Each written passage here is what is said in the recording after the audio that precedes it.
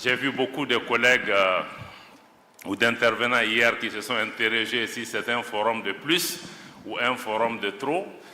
Moi, je n'ai aucune inquiétude à ce niveau parce que ce forum n'est pas venu par accident, parce que le Togo est en train de faire ce que le forum envisage comme approche, comme vision pour notre continent. Donc le forum s'inscrit dans le cadre d'une action existence.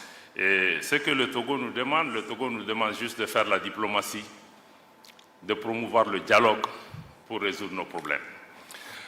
Ça peut paraître trivial ou basique, mais je pense que c'est important si on se rappelle le contexte dans lequel nous sommes dans notre région aujourd'hui, où les chefs d'État du Mali, du Burkina, du Niger, de la Guinée, leurs ministres des Affaires étrangères sont interdits de voyager dans la région. Même dans les pays en guerre, ou les pays qui se font la guerre, je crois que les ministres des Affaires étrangères doivent voyager pour résoudre. Comment nous pouvons résoudre les problèmes si on nous empêche même d'aller parler dans les pays voisins? Et à contrario, la CEDEAO veut envoyer des émissaires dans nos pays. On dit non, ce n'est pas acceptable. Si nous, on ne peut pas aller, vous n'allez pas pouvoir venir. Parce que le dialogue, c'est à double sens.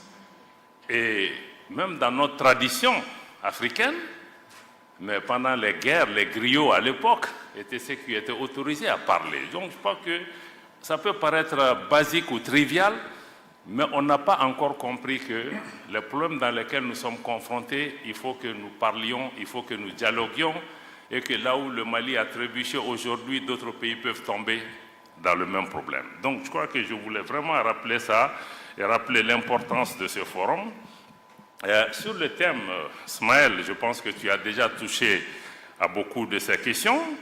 Quel peut être le rôle des organisations régionales pour pouvoir accompagner les transitions? Je crois que ça veut dire qu'on a déjà un grand défi si nos organisations n'arrivent même pas à organiser le dialogue, n'arrivent même pas à nous parler, n'arrivent pas à jouer leur propre rôle pour pouvoir vraiment souder le monde. Mais moi, j'allais même dire que quel peut être le rôle des organisations régionales pour éviter même qu'on ait les transitions ou les changements anticonstitutionnels? Parce que c'est ça, on est en train de traiter la maladie, on n'est pas en train d'agir sur les symptômes.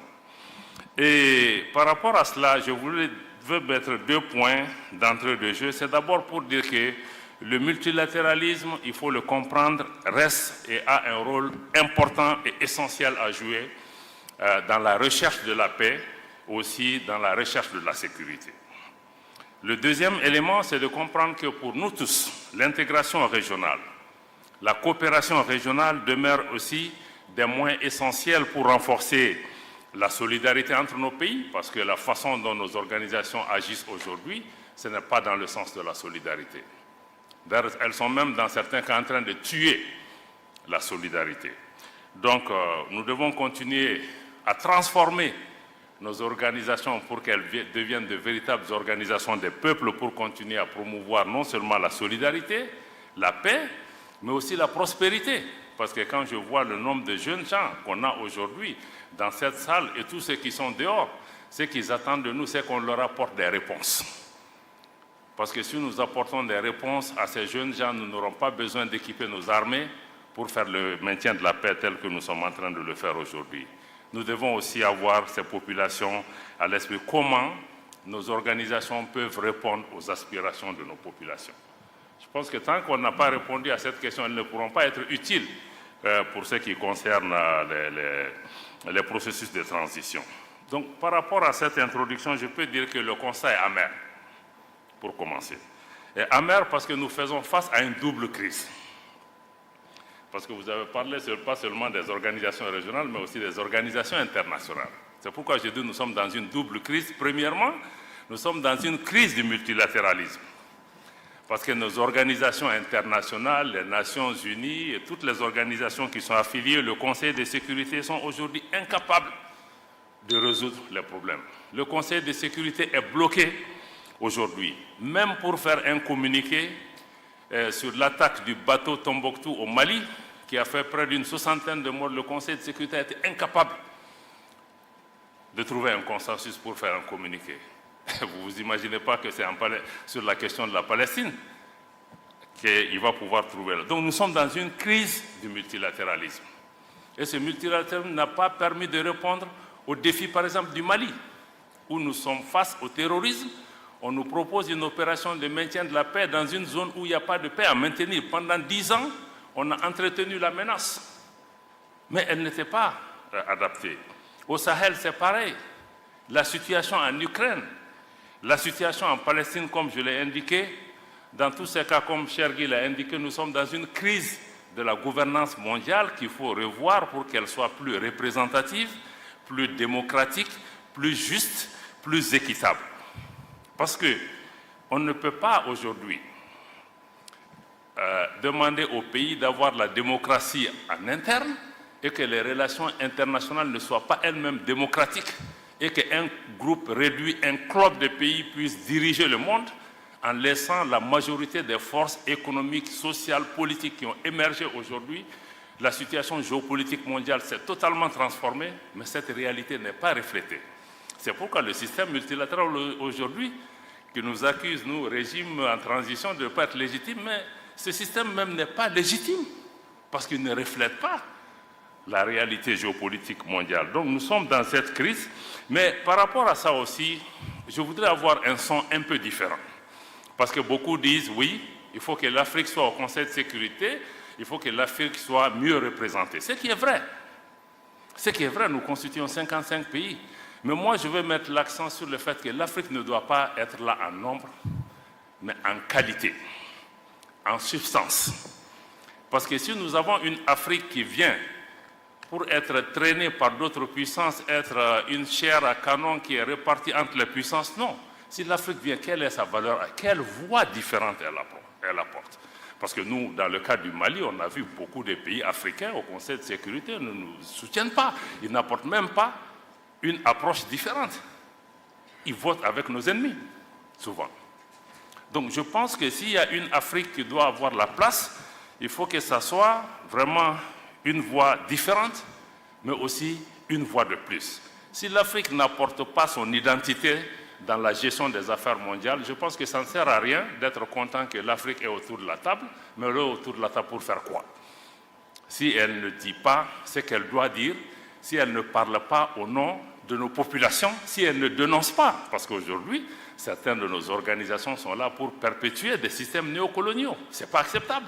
Ce n'est pas pour ça qu'on les a établis.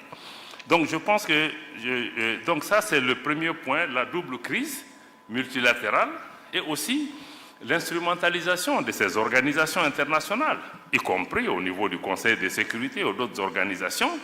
On a vu, la Libye a été attaquée avec une autorisation du Conseil de sécurité des Nations Unies. 10 ans après, on a le problème, ça a déstabilisé tous nos pays. Donc souvent, on se demande si ces organisations même ne sont pas là pour maintenir, entretenir la menace, pour justifier leur existence et voiler leur inefficacité souvent. Et aussi, tout le monde a dénoncé ici depuis la politique de 2 poids 2 mesures enlève la crédibilité à ces organisations. Quand on parle aujourd'hui des droits de l'homme, bon, c'est devenu une religion. C'est devenu une religion. Quand il y a un petit problème qui se passe au Mali, on dit oui, il faut appeler la Cour pénale internationale. Mais en Palestine, ce qui est en train de se passer, ce n'est pas le droit de l'homme. Où est la Cour pénale internationale? Où sont ces donneurs de leçons? Où sont ces pays qui se disent champions des droits de l'homme, qui eux-mêmes soutiennent ce qui est en train de se passer? Je peux donner d'autres exemples par rapport aux droits de l'homme. Est-ce que c'est ça le droit de l'homme? La politique de 2 poids 2 mesures. Si je suis ami avec quelqu'un, je ferme les yeux. Non. Donc ce ne sont pas les principes. Ça enlève le truc. Même la démocratie. On nous accuse des 1000 noms d'Israël, mais en réalité, ceux qui prétendent promouvoir la démocratie, ce n'est pas la démocratie qui est en question, ce n'est même pas l'intérêt de nos pays. C'est leurs propres intérêts. Parce que quand vous voyez que quand la démocratie ou les institutions sont menacées dans le pays, en fonction du fait que ce pays est avec moi ou n'est pas avec moi, ou les nouveaux gouvernements sont avec moi, je me prononce. Est-ce que c'est ça la démocratie? Donc nous-mêmes, nous devons pouvoir vraiment prendre ces questions. Donc je voulais dire que le système multilatéral, sur cette partie de la double crise, est incohérente et inconséquente par rapport aux réponses à nos questions. Maintenant, la deuxième partie de la double crise, c'est maintenant la crise de nos organisations régionales. Ce qui est vraiment le point sur lequel je voudrais pouvoir inviter la réflexion. Je pense que cher Guy a beaucoup parlé de cette question. Naturellement, aucun de nous n'est satisfait, nous, régime en transition, ni les autres, par rapport à la réponse qui est apportée à cette question. La première chose, c'est de mettre l'accent sur l'incapacité de nos organisations à anticiper, à prévenir et à agir en amont. Ismaël a touché sur la question. On dit early warning, early warning. Non, ce n'est pas early warning. Tout ce qui s'est passé au Mali, au Niger, au Burkina, en Guinée, mais on a vu venir, on n'a pas besoin d'être savant. Qu'est-ce qui a manqué? Mais il n'a rien fait, il n'y a pas eu d'action. Et parce que dans nos pays, bon, on est très prompt à agir quand des gens prennent le pouvoir par des coups d'État ou autres. Mais qu'est-ce qu'on fait des présidents qui sont assis et qui posent des actes qui créent la tension dans leur pays, qui manipulent les constitutions, qui manipulent les organes judiciaires, qui créent l'instabilité dans leur pays, qui empêchent aux gens d'être candidats à des élections, etc. Qu'est-ce qu'on en fait? On regarde. Maintenant, quand il y a un changement, je connais même les playbooks de ces organisations. Tout le monde s'élève, mission, on fait 10 sommets qui n'aboutissent à rien. Donc je pense que ça, notre incapacité à anticiper et à répondre est un problème. Et aussi l'absence de solutions adaptées à ces changements anticonstitutionnels. Parce qu'on a l'impression que, comme les anglophones le disent, one size fits all. Quand il y a un problème au Mali, quand il y a un problème au Gabon, quand il y a un problème au Tchad ou ailleurs, on a la même solution. On a le même remède pour toutes les solutions. Est-ce qu'on peut être un peu plus créatif, que ce forum nous aide aussi à avoir du recul, à se dire que oui, chaque situation est peut-être différente. Les pays, le Mali, le Niger, le Burkina font face à une situation sécuritaire extrêmement compliquée, extrêmement difficile, et où des pays ont perdu 40 à 50% de leur territoire face à l'insécurité. Mais qu'est-ce que ces organisations ont fait pendant ce temps? Le ministre, le général Toumba en a parlé ce matin. On n'a vu personne.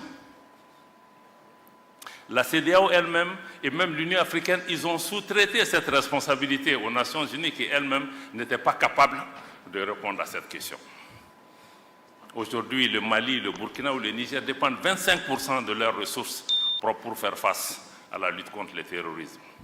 Parce que, au Mali en particulier, l'exemple que je connais, les changements de pouvoir auxquels on a assisté, c'est surtout l'exaspération, la frustration de la population face à l'incapacité des pouvoirs politiques à répondre à cette situation.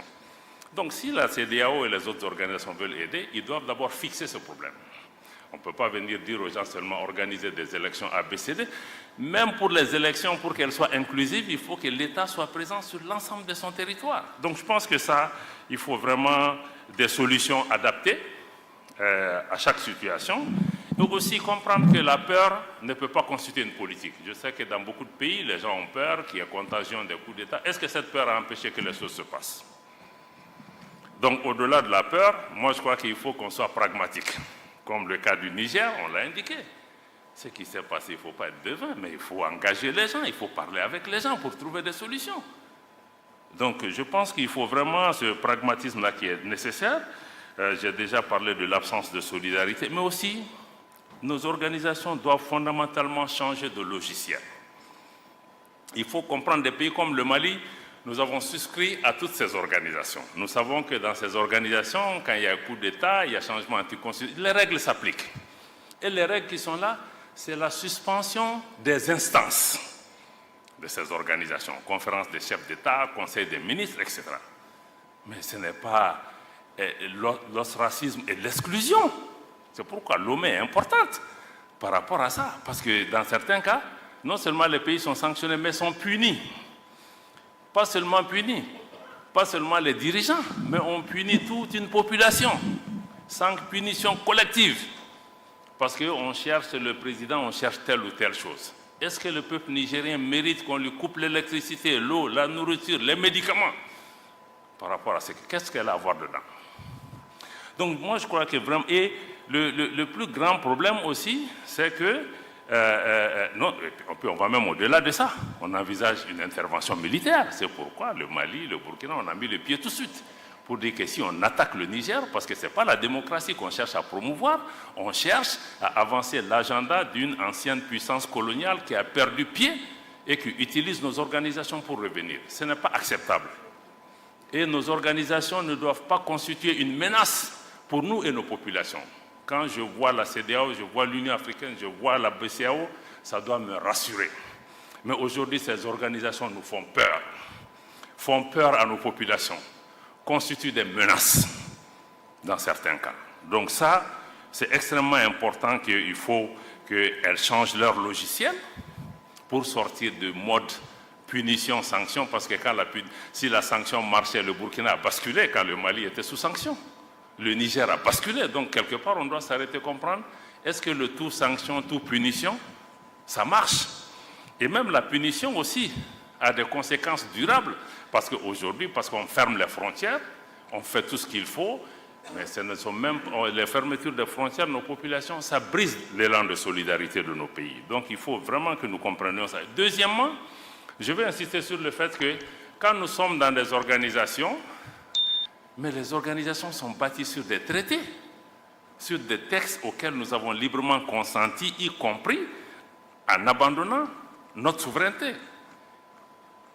Mais dans beaucoup de ces organisations, à la CEDEAO, à l'UEMOA, les textes ne sont pas respectés. La fermeture des frontières, la mise sous embargo des pays n'est dans aucun texte de la CEDEAO. Je défie qui que ce soit de me sortir dans un texte de la CEDEAO où on a prévu la fermeture de frontières, de me sortir un texte du traité de l'UEMOA où on a prévu d'exclure un pays pour des considérations politiques, de me sortir le truc de le statut 4 de la Banque centrale des États de l'Afrique de l'Ouest interdit à la banque de recevoir des ordres des pouvoirs politiques pour pouvoir agir. Pourtant, on ferme nos banques centrales. Donc, comment vous pouvez exiger l'état de droit au sein des pays et ne pas appliquer l'état de droit dans les organisations? Je crois que ça décrédibilise les organisations. Je vois que Chergui commence à bouger, peut-être que je dépasse mon temps. Donc, on est dans un paradoxe à ce niveau. Et l'autre question, je ne pourrais pas finir sans mettre l'accent aussi sur l'instrumentalisation de nos organisations. Je pense que j'ai parlé de ça plusieurs fois.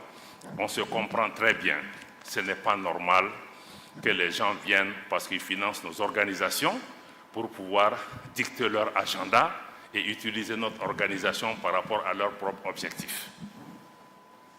J'ai expliqué à certains qu'au sommet de l'Union africaine, l'Union européenne par exemple, on ne nous voit pas. Mais pourquoi d'autres veulent venir dans nos débats à nous? On peut avoir un partenariat, mais dans le cadre du... Donc nos organisations sont instrumentalisées. Cette instrumentalisation conduit à la politique de 2 poids 2 mesures parce qu'on ne définit plus les choses en fonction de nos propres paramètres, mais parce que, bon, les autorités françaises sont contre le Mali. Ah, il faut les suivre parce que, bon, tel pays a une attitude bienséante. Donc, je crois que ça pose un problème de crédibilité de nos organisations. Et le G5 Sahel, c'est la même chose. Notre frère Era, Maman Sidikou, il était secrétaire exécutif du G5 Sahel. Le Mali est un pays fondateur du G5 Sahel. La France, qui n'est pas membre du G5 Sahel, dicte sa loi. Moi, je paye ma contribution. Un autre pays vient dire que le Mali ne peut pas assumer la présidence du G5 Sahel. Comme le disent nos amis ivoiriens, on est où là? Donc ça, ce sont des problèmes. Ce n'est pas qu'on imagine, mais c'est réel. Donc ceci nous amène à nous interroger sur la crédibilité. Aujourd'hui, la jeunesse africaine, j'ai entendu beaucoup de gens, nos populations se posent comment ces organisations sont perçues. Moi, je suis certain que ces puissances qui jouent ce jeu, leur objectif même, c'est de décrédibiliser nos organisations. Quand ils disent, ouais, on est derrière la CEDEAO, et vous prenez le micro souvent pour prédire, on a vu des ministres français, ou même le chef de l'État, prédire les conclusions des sommets de la CEDEAO sans qu'aucun responsable de l'organisation les rappelle à l'ordre. Donc, je pense que c'est ça. Bon, donc, je pense que par rapport à tout ça, qu'il y aura définitivement un impact sur l'intégration, la solidarité africaine si on ne prend pas des mesures. Pour des pays comme le Mali, on aurait pu continuer à protester, à agir, à faire des communiqués, mais nous avons dit aussi que quelque part, il faut que nous apportons une alternative. une réponse géostratégique. C'est pourquoi on a décidé de mettre en place l'Alliance des États du Sahel, pour plusieurs raisons, parce qu'on ne veut pas une organisation qui soit téléguidée de l'extérieur. Deux, c'est que nous avons décidé que nous finançons cette organisation. Si vous voyez la charte, elle n'a pas prévu que nous recevons de l'argent de qui que ce soit, pour être très clair. Donc, s'il y a des réponses sécuritaires, ça doit être des réponses sécuritaires à la hauteur de nos moyens. Et les moyens, nous en avons. Nous ne sommes pas aussi pauvres que ça, parce que c'est la géopolitique qui crée cette pauvreté et l'entretien. Donc nous voulons aussi proposer une nouvelle approche de la solidarité et de l'intégration régionale. Chaque pays a une voix, pratiquement un droit de veto par rapport à tout ce qui se décide. Nous voulons aussi travailler pas seulement sur les questions sécuritaires à travers cette alliance militaire, mais aussi travailler sur les questions de développement, y compris les questions monétaires qui sont tabous aujourd'hui. Nous allons toucher à toutes les questions, comment notre organisation peut répondre aux attentes des populations du Liptako-Gourma. Ce qui est important aussi dans cette organisation, c'est qu'il y a une volonté populaire. Les populations, il y a une symbiose entre nos populations qui soutiennent cette initiative. Donc ça me semble être important. Donc en conclusion, et pour terminer, je pense que pour que nos organisations soient crédibles, il faut qu'elles soient elles-mêmes capables d'apporter les changements qui sont attendus par les populations. En premier lieu, il faut d'abord qu'elles remplissent leur vocation première, qui est de réaliser la solidarité africaine, l'intégration africaine. Et 60 ans après les indépendances, aucun de nous ne peut être fier du résultat de nos organisations en termes d'intégration. Aujourd'hui, si on ne prend que la libre circulation des personnes et des biens, les non-africains circulent plus librement en Afrique que nous-mêmes. Je ne parle pas des infrastructures, je ne parle pas d'autre chose. Je ne parle même pas du financement de nos organisations. Donc, je pense que on ne doit pas blâmer les autres. Est-ce que nous-mêmes, on a fait le travail qu'on devait faire pour que les autres nous respectent? Peut-être que si l'intégration on était même avancée, on a beaucoup de systèmes de coups d'État et autres qu'on n'aurait pas. Donc, je pense qu'il faut renforcer la solidarité. Mais il faut surtout des organisations où un leadership africain est affirmé et assumé. Parce que quand on parle de solution africaine, c'est qu'il faut un leadership africain. Et le leadership africain, c'est qu'il faut que les autres nous respectent. Il faut qu'on impose une respectabilité aux autres pays. Ce n'est pas parce que vous êtes des grands pays, vous êtes ceci, cela, que vous allez pouvoir venir. L'Afrique, ce n'est pas un pays. C'est 55 pays. C'est des populations avec une tradition, une culture millénaire, avec leur fierté. Donc je pense que nos organisations doivent pouvoir se ressaisir. Chacun de nous dans nos organisations, travaillons à faire de nos organisations des peuples et non des organisations d'État ou de chefs d'État ou de groupes. Je pense que tant que nous n'allons pas dans cette direction, nous aurons toujours des problèmes parce que nos populations ne sont pas impliquées, que souvent même les chefs d'État et nos leaders n'arrivent pas à tenir face à cette ingérence extérieure. C'est ce que je voulais partager avec vous en restant à l'écoute pour les questions qui peuvent venir, mais je crois qu'il faut que nous-mêmes nous posions les bonnes questions, mais tout ce dans quoi nous sommes les premiers responsables. Merci.